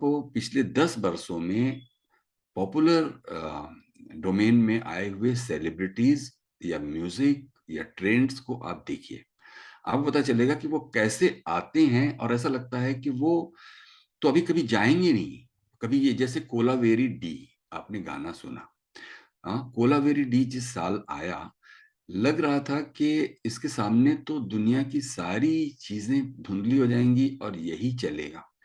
और आज आप कोलावेरी डी के बारे में सोचिए तो लगेगा कि ये कोई 100 साल पुराने कोई बात हो चुकी है शायद, और आप उसकी धुन भी शायद आप याद ना कर पाए। तो जिस तरह से वो चीजें आती हैं और जिस तरह से वो चली जाती हैं, आप उनकी जिंदगी की थोड़ी सी सांसों का अंदाजा आप खुद लगा सकती हैं। इसलिए मैं ये नहीं कहूंगा कि इसके लिए ब्लेम गेम ढूंढा जाए या फिर इसके लिए कोई शॉर्टकट विलेन ढूंढा जाए कि हम इसलिए सस्टेन्ड और ठहराव के कम्युनिकेशन को इसलिए नहीं प्रैक्टिस करेंगे क्योंकि आजकल के बच्चे ऐसा नहीं करते। नहीं, मेरा मानना है कि हम उनको उस डायरेक्शन में कहते हैं कि उनका झुकाव उधर करने के लिए हम कोई प्रोएक्टिव एफर्ट नहीं करते, मेरा ये कहना है। अच्छा, इसको मैं कुछ एग्जांपल से बता सकता हूँ।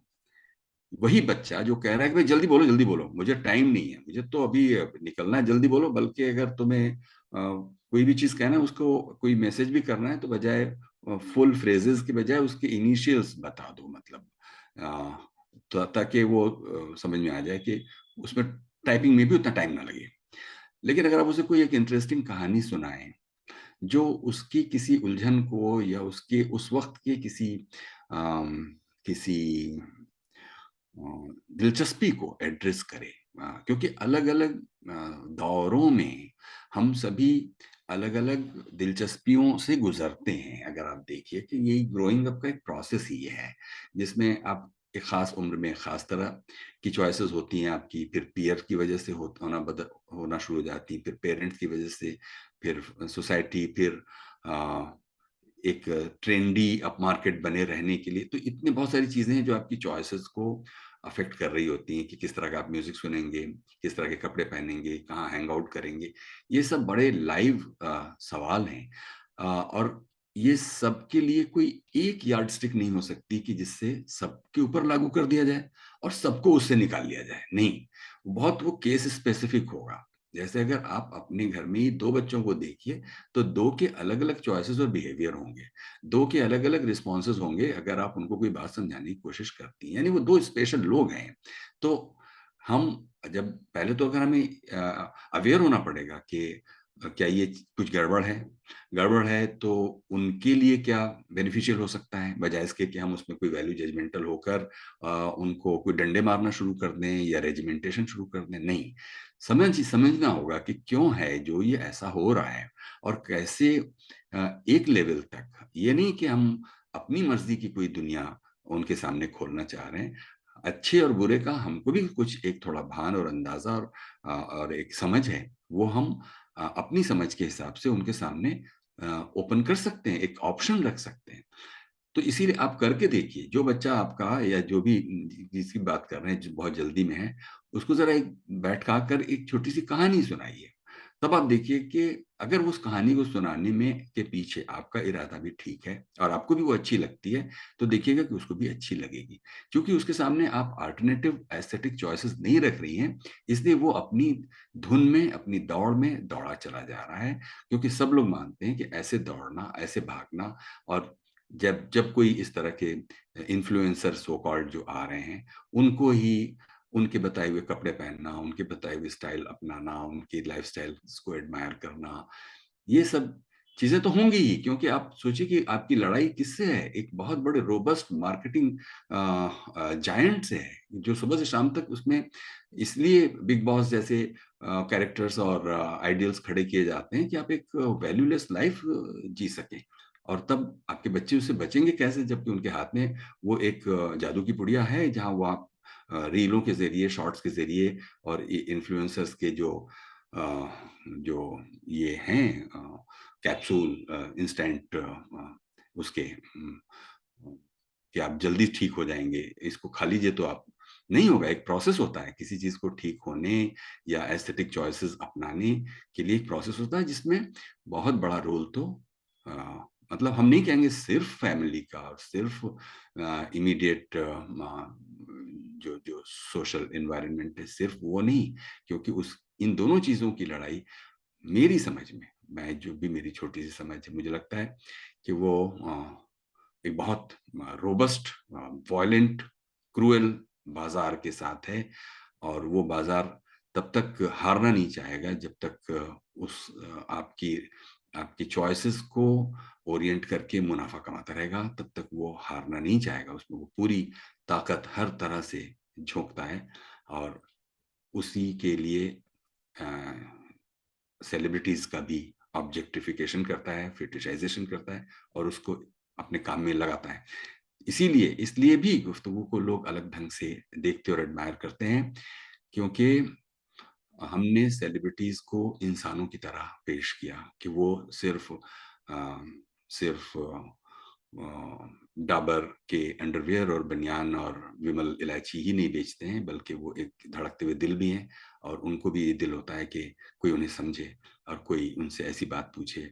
जॉन अब्राहम ने जब उनसे कहा, देखो मैं बहुत सिंपल रहता हूँ, मैं ये देखो हवाई चप्पल पहन के आया हूँ, और उन्होंने दिखाया कि हम हवाई चप्पल पहन के आए हैं, तो भले वो हवाई चप्पल पहनते ना हो, लेकिन उस वक्त तो पहने हुए थे, पहली बात। दूसरी बात, मैं इस बात के लिए एडमायर करूंगा कि उनके दिल में है कि वो हवाई चप्पल पहने, और इस बात को उन्होंने एक्सेप्ट किया कि वो ऑटो में चलना चाहते हैं। हालांकि उसी शो को देखते हुए कोई दूसरे लोग कह सकते हैं कि देखो उसकी फेरारी बाहर खड़ी हुई है, उसकी हायाबुसा 4 खड़ी हुई है, ऐसा कोई कह सकता है। लेकिन वो हायाबुसा भी रखेगा और वो हवाई चप्पल की इरादा भी आपके सामने रखेगा, इसमें क्या परेशानी है? ये अपने आप में एक अच्छी बात है कि वो कहना चाहता है कि वो एक सिंपल ढंग से रहना चाहता है। जी समीना, मैं कुछ ज्यादा ही बोल गया। नहीं सर, आप एग्जैक्टली सर, मैं एक्सेप्ट करती हूँ। क्यों बोले तो एक यूट्यूबर को आइडियल बना ले रहे बच्चे, यूट्यूबर के वे ऑफ प्रेजेंटेशन, उनके लैंग्वेज को भी अपना रहे, कल्चर को भी अपना रहे, आइडियल बना ले रहे ओवरऑल। बट जब मैं भी पढ़ते थे, जब क्या है, ज्यादातर एक फ्रीडम फाइटर्स को जो बुक्स में जो पढ़ते थे, इतना टेक्नोलॉजी डेवलप नहीं हुआ। जो भी न्यूज़पेपर में जो भी है ऑलरेडी एडिट करके रहता था न्यूज़, वो सब वो पढ़ते थे। जब ये टर्म ऐसा चेंज होने के बाद अब क्या है, बच्चों को अब किस तरह से मैं उनको कन्विंस करूं, बहुत सारे मैं थोड़े बच्चों को टीच करने में मुझे बहुत ही प्रॉब्लम हो कि मैं ही उनके जैसा जाके मैं कन्वर्ट होते हुए मैं उनको समझाऊं, या नहीं तो मेरे अंदाज में नहीं आ सक रहे बच्चे, जहाँ मैं एक आइडियल पर्सन के बारे में बोलते हुए। अब आप जो गुफ्तगू बोल रहे हैं सर, गुफ्तगू देखने व्यूअर्स भी क्या है, एक डिसिप्लिन मैनर में रहे, सब व्यूअर्स है वहां पर। एक भटके हुए स्टूडेंट वहां पर आके बैठना बोल के मैं चाह रहे हैं, लेकिन इन लोग यूट्यूबर्स को ही आइडियल बना के बैठे हुए हैं। अब वहां से टर्न टर्न करना, it's a very difficult task होने से, अब मैं टर्न होके उनको बताऊं, मतलब अब मैं 2 दिन से सोच रही थी सर, आप वीडियो बनाओ बोले तो वीडियो बनाने में आपका व्यू पॉइंट वे में मैं इजीली टर्न होते हुए मैं स्लो मतलब जिस तरह से एक्सप्लेन करना उस तरह से ला सकती मैं, लेकिन ये व्यू मेरे बच्चे देख सकते क्या? ये एक क्वेश्चन मार्क था मुझे।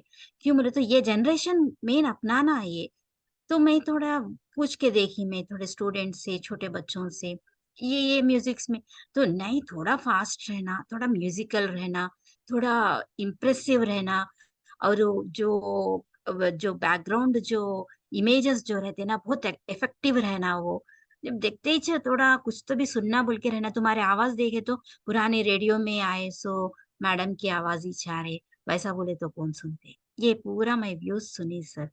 सुनने के बाद फिर इन लोगों के वहां से एक्टिव होते हुए बोलना है क्या, फिर कहाँ पर किस तरह से अपन अपन टर्न होना भी पड़ता क्या अब, ये एक क्वेश्चन मार्क हो गए मेरे नहीं, वास्ते। सही बात है, सही बात है। ये बात तो देखिए, ये है, ये तो है। पहले तो इस बात को सेंस करना, इस बात को लेके अवेयर रहना कि कुछ हो रहा है जो अभी या तो हमारे हाथों से छूट रहा है, या क्या हो रहा है। मतलब इसमें हम अपने को कोई शायद उस तरह ना सोचें कि किसी गिल्ट या अपने को एक्यूज्ड समझें।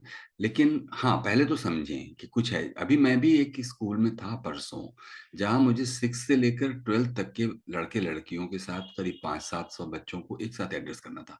और मेरी ये बड़ी उलझन थी कि एक ही साथ में 6th और 7th यानी कि प्री टीन्स को और फिर टीन्स को, एडोलसेंस बच्चों को, दोनों की दुनियाओं में जमीन आसमान का फर्क है। मैं मानता हूँ कि जिस जबान में मैं 6th और 7th के साथ कम्युनिकेट कर पा रहा हूँ, वो 11th 12th 10th तक के बच्चों के लिए बोरिंग एक चीज है।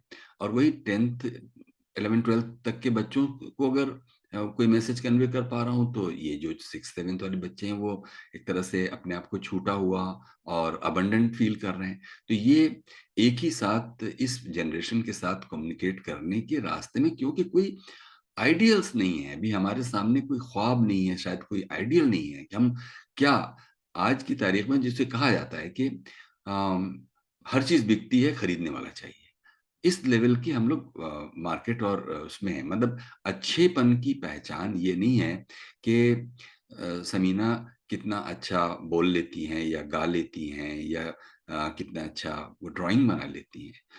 अच्छेपन की पहचान ये है कि उनकी नेटवर्थ क्या है। मतलब अब जाहिर है कि जैसे नेटवर्थ के उसमें जाएंगे आप ट्रैप में, तो आपको नेटवर्थ इन्हीं लोगों की मिलेगी जो आप के सामने ये ओरी जैसे नए लड़के सामने आ रहे हैं, जो जाहिर है कि कोलावेरी डी की तरह अभी परसों इनका कोई नाम लेवा नहीं होगा। तो ये सब चीजें तो चलिए हम लोग समझते हैं, ये बच्चे भी कैसे समझें और कैसे उनके साथ एक बॉन्ड क्रिएट किया जाए, ये है चैलेंजिंग चीज है। मैं भी ये सब करने की कोशिश करता हूँ कि कैसे अपने भी बच्चों के साथ मैं कैसे डील करूं और कैसे उनके साथ एक कम्युनिकेशन का उतना नहीं तो फिर भी ये ना हो कि वो सबकी अपनी एक सीक्रेटिव दुनिया चल रही है, ऐसा ना हो। मतलब कुछ एक गिव एंड टेक किसी एक प्लेन पर हो। तो ये कंसर्न होने से ये कई लेवल पर एक्सपेरिमेंट्स किए जाने की शायद जरूरत है। इसमें कोई फॉर्मूला तो समीना चलेगा नहीं, मुझे ऐसा लगता है। जी सर, ये time is I think change line इंशाल्लाह। नहीं, कुछ अपना एफर्ट भी चेंज लाएगा। या जी वो तो है सर, सेम जी बात है। जी जी इरफान जी। जी जी Luna. So actually I very much appreciate जो समीना ने क्वेश्चंस डाले और आपने जितना एक्सीलेंटली उसका एक्सप्लेन किए, मैं फुल ऑफ अप्रिसिएशन पर बहुत बोल रही हूँ, बोलना चाह रही हूँ वन। और सेकेंडली तो अभी अब मैंने, क्योंकि this my first class and इंशाल्लाह I hope to continue all the classes जितने भी है इंशाल्लाह। सो मेरा एक डाउट था कि अभी तो मैं जो सुनी, it was about engaging properly with the guest in a very engaging. जो भी आप, मैं एक्चुअली मैं नोट्स टेक डाउन कर लिया आप जो भी बोल रहे थे। सो या I actually pen and paper लेके टेक डाउन कर लिया, इतना वैल्यूबल था। तो मैं इस दौरान मैं वाज जस्ट थिंकिंग कि टू थॉट्स आए मेरे माइंड में कि how do we actually enthuse the guest to our show. अभी हम जो सुन रहे थे, it was about engaging with the guest properly so that the guest is also enthused and also the audience is enthused. Now, छोटा मेरा doubt क्या है कि how to actually get the guest enthused, not during the conversation but to get them on the show. और एक last जो ख्याल आया था मालूम कि अरे इंशाल्लाह मैं अगर एंकर बन के कुछ शो अगर कर सकूं, so I should be interviewing Irfan ji first. So easily now I have to understand how to enthuse the guest onto my show. So जी जी please kindly. जरूर जरूर आप पुराने वीडियो देखिएगा, ये जो अभी अभी तक हुए हैं उसमें कुछ बातें कही गई हैं। इन तीन अभी बेसिकली 3 स्टेक होल्डर्स हम कह रहे हैं कि इस एक्सपीरियंस के 3 स्टेक होल्डर्स हैं। एक आपका होस्ट है, एक आपका गेस्ट है और एक आपका ऑडियंस है। तीनों इक्वली इंपॉर्टेंट हैं। तीनों के बीच में वो एक राइट ऑर्केस्ट्रेशन एक नए एक्सपीरियंस को वो देगा और शेप देता है। जी ओके, शुक्रिया। शुक्रिया। तो जैसा इरफान साहब आप बताए थे कि अपनी आवाज़ को पहचानना, अवेयरनेस, राइट। तो मेरे जनरली मेरे जो जानने वाले हैं या जो भी कहाँ भी मैं बोलता हूँ तो वो लोग बोलते हैं आपकी आवाज़ ऐसी है, डराई जैसा लगता, मतलब आप किसी से सवाल कर रहे तो ऐसा वो लोग आपका सवाल सुन के जवाब देने वाला भी नहीं देता, क्योंकि वो आपका स्टाइल ऐसा होता है कि आप डरा रहे। जैसा आप कल या परसों के सेशन में कुछ ऐसा जवाब दिए, हालांकि वो जवाब सुनने में ये ऐसा लग रहा था कि आप बहुत ज्यादा गुस्से में, लेकिन जो नरमी से जो जिस तरीके से आपका जो अंदाज रहा उससे नहीं लगता कि जो सो वो गुस्सा है ही नहीं। तो ये इसको कैसा, ये आवाज को इवन अगर कोई मैं बाहर से कोई खटका मार रहे मैं अगर बात कर रहा हूँ अंदर, तो लोग समझेंगे मैं अंदर झगड़ा कर रहा हूँ, वो बिल मार के वहीं से भाग जाएंगे। तो इसको कैसा, मतलब ये नरमी पैदा करना है या इसको आवाज को कुछ कंट्रोल करना है, कुछ आपके एक्सपीरियंस के हिसाब से कुछ मशवरा दे सकते? कुछ तो देखिए आपको बताएं, म्यूजिक जो है, म्यूजिक वो बहुत हेल्प करता है। मैंने पाया है कि हम लोग ये जो 3 ऑक्टेव्स हैं म्यूजिक में, हारमोनियम पे जो एक जिसे कहते हैं कि मंद्र और तीव्र और क्या उसको बोलते हैं, 3 ऑक्टेव, बहुत लोअर ऑक्टेव, फिर एक मिडिल और एक बहुत एक्सट्रीम। अगर 3 ऑक्टेव्स पर हम अपने को एक्सरसाइज में डालें और एक ही टेक्स्ट को 3 अलग अलग अंदाजों में पढ़ें, एक बहुत विस्पर करते हुए धीमे धीमे, और एक थोड़ा मिड रेंज में जो हम लोगों की करीब माइक्रोफोन से कितनी मुश्किल से 5 इंच 6 इंच की डिस्टेंस पर बोलते हैं। तो अगर ये एक मिड रेंज पिच है आपकी, वॉल्यूम भी, और एक आपके जो वो है तार सप्तक जिसे बोलते हैं, तार एक्सट्रीम, मतलब जो ऑक्टेव है जहां आप लगभग करीब करीब चीखने लगते हैं, तो आपको पता चलेगा कि आपकी आवाज कहाँ कहाँ से आ रही है। ये म्यूजिक आपके जो हारमोनियम के ये जो ऑक्टेव्स हैं, ये ट्रेनिंग के मामले में तो ये होगा। दूसरी बात यह है कि कभी भी आप अगर, जिसको मैं हमेशा कहता हूं कि डोंट रिएक्ट, रिस्पॉन्ड। तो जब आपसे कोई कह रहा है कि आप से पूछा जा रहा है कि कितना बजा, और आप कुछ ऐसे जैसे उसका मुंह नोच लेंगे और कह रहे हैं 11 बजा है, तो आप क्या कर रहे हैं, आप रिएक्ट कर रहे हैं सवाल पर। आपको अब रिस्पॉन्ड करने के बारे में सोचना चाहिए। बहुत सारे लोग, जो लिसनिंग के बारे में हमेशा कहा जाता है कि लोग बहुत से सुनते सिर्फ इसलिए हैं कि वो जवाब दे सके, जबकि आपको समझना होता है कि कोई चीज पूछी क्यों गई। तो जैसे ही आप वो जो एक छोटा सा फ्रैक्शन ऑफ सेकंड का या 1 सेकंड का जो सन्नाटा है, उसको अगर आप खरीद लेंगे अपने लिए, तो आप जिसे कहते हैं क्रिकेट पर खेलता हुआ आदमी जो बैकफुट पे जाके खेलता है बॉल को, उस तरह की एक छोटी सी टैक्टिस आप अपना सकते हैं, जो इसको आप कल से ही कर सकते हैं।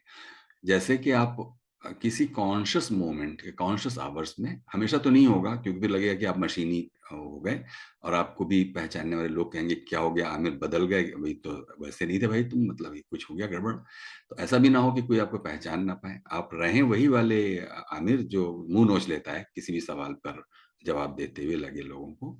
लेकिन आप किसी अपने दिन के 3 अलग अलग टाइम जोन्स में अपने को इसमें ट्रेंड कीजिए कि कोई चीज से पूछी जाएगी तो फौरन आप जवाब नहीं देंगे। तो पहले तो आप सुनेंगे, यहाँ इस कीमत तक सुनेंगे कि वो अगला आदमी कहे कि क्या हुआ तुम, मतलब बोल क्यों नहीं रहे हो, मतलब ऐसा छोटा सा। और तब आप सोचकर और एक गहरी सांस लेकर इस इरादे से बोलिए कि वो ये ना लगे कि कोई गुस्सा सामने आ रहा है। ये तो संवारा जा सकता है, ये तो ऐसी चीज नहीं है, जो पहले अवेयर हो जाएंगे तो आप संवार सकते हैं, तब आप उसे करेक्ट कर सकते हैं, उसमें कोई ऐसी चीज नहीं है। ये छोटा सा म्यूजिकल इसमें टूल डालने की जरूरत है। मुझे नहीं मालूम कि आप एज अ पर्सन आपके म्यूजिक को लेकर चॉइसेस क्या हैं, और वो शुरू हो जाते हैं पॉपुलर म्यूजिक से ही। मतलब हम लोगों के यहाँ तो सबसे ज्यादा फिल्मों में म्यूजिक है। मतलब आप अगर हैदराबाद में बैठे हैं तो आपके पास तेलुगु की बहुत सारी फिल्में हैं, आपके पास बॉलीवुड की तो है ही है। अगर आप आज के गाने नहीं उतने पसंद करते तो 80s तक का म्यूजिक तो बहुत अच्छा सुनने लायक है। किशोर कुमार, आर डी बर्मन तक तो बहुत ही अच्छा म्यूजिक है। उसमें एक वो भी है, मतलब कहाँ बोलें कहाँ रुकें का एक अच्छा इंटरपोलेशन है। मतलब वो भी आपके पूरे वॉइस के अरेंजमेंट और प्रोजेक्शन को बहुत खूबसूरत बनाता है, बहुत खूबसूरत बनाता है। आप एक बार घुसकर थोड़ा पता नहीं कैसे होगा, अगर किसी ने म्यूजिक में दिलचस्पी नहीं रखी तो वो उम्र के इस पड़ाव पर कैसे रख पाएगा ये मुझे नहीं मालूम। लेकिन अगर शुरू कर दे तो आखिरकार है तो सब वही। हम लोग जो ये एक कुछ हवा में टकरा कर अपने मुंह से जो कुछ कह रहे हैं, वो अलग अलग लैंग्वेजेस में अगर आप देखेंगे तो ये साउंड एक दूसरे से टकरा रहा है, मतलब ना, और एक कोई चीज पैदा हो रही है। तो जैसे दिल एक धड़कता है तो आप देखेंगे कि खास रिदम में धड़कता है, या कोई चिड़िया उड़ती है तो उसका भी एक स्टडी कीजिए तो उसमें एक पैटर्न होता है। तो उसी तरह से हम जब स्पीच को इस्तेमाल करते हैं तो अपने स्पीच में भी हम वो एक म्यूजिकल कोई उसका नेचर अडॉप्ट कर सकते हैं। और फिर दूसरी बात जो आप कल वाली बात कह रहे थे, वो आपने बहुत अच्छा ऑब्जर्व किया कि वो एक ऐसा मोमेंट था जहां मुझे गुस्सा आ रहा था और मैं चाहता था कि मैं इस बात को फिर ये भी बात इससे भी मैं कन्विंस हूं कि don't raise your voice, raise your logic. मतलब अगर आपके पास आपकी बात को कहने का लॉजिक मजबूत है, बिल्कुल जरूरी नहीं है कि आप अपनी आवाज को ऊंचा करें। ये तो डेस्परेशन में की जाने वाली एक एक्टिविटी होती है। जब आप अपनी बात को ठीक से किसी को समझा नहीं पाते हैं तो फिर आप चिल्लाने लगते हैं, उल्लू के पट्टे, समझता नहीं है मेरी बात। तो क्योंकि आप जो बात कह रहे हैं वो कन्विंसिंग बात नहीं है, इसलिए वो समझ नहीं रहा है, तो आप सोचते हैं कि थोड़ा अथॉरिटी यूज किया जाए, थोड़ा उसको डराया जाए। तो ये सब बातें हैं जी। बहुत शुक्रिया, बहुत बहुत शुक्रिया, जज़ाकल्लाह खैर। जी बहुत शुक्रिया, सबका बहुत बहुत शुक्रिया। उम्मीद है कि लुब्ना आपसे कल मुलाकात होगी।